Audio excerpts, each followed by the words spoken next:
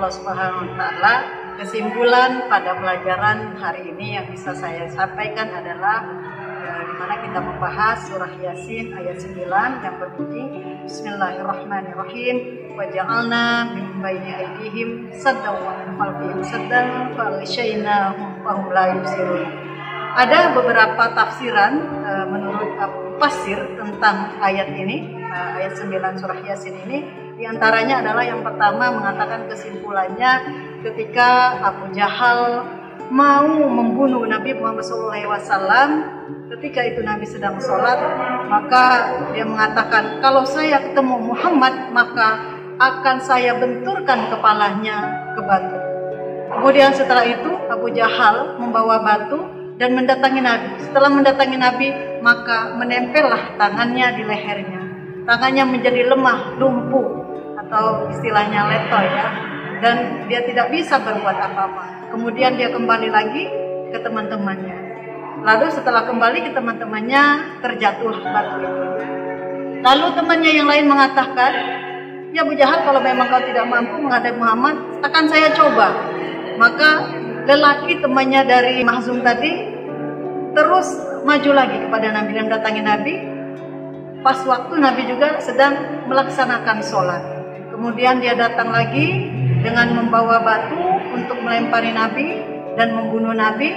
Kemudian setelah itu lelaki ini juga Allah berikan perlindungan kepada Nabi SAW. Dia tidak bisa melihat apa-apa, tetapi dia bisa mendengar Nabi Muhammad SAW. Jadi hanya bisa mendengarkan suaranya, tapi tidak bisa melihat Nabi.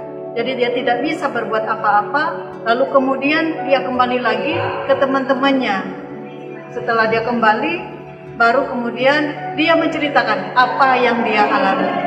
Jadi dia tidak bisa melihat, tapi hanya bisa mendengar Nabi Muhammad SAW. Kemudian dalam riwayat yang lain mengatakan bahwa lelaki yang lain di antara Bani Mahzum ini adalah bahwa dia ketika mau memusuhi Nabi, melempari Nabi, membunuh Nabi, dia seakan-akan melihat anak sapi yang sedang mengipas-ngipaskan buntutnya. Kemudian ketika dia akan mendekat, maka anak sapi tersebut akan memangsanya, akan memakannya. Jadi dia tidak bisa berbuat apa-apa.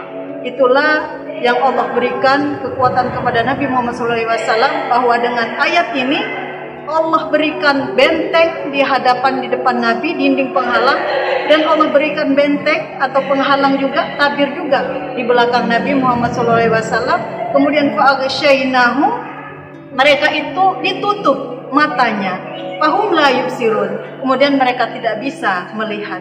Jadi dengan ayat ini betapa dahsyatnya bahwa kekuatan Allah memberikan perlindungan kepada Nabi Muhammad SAW.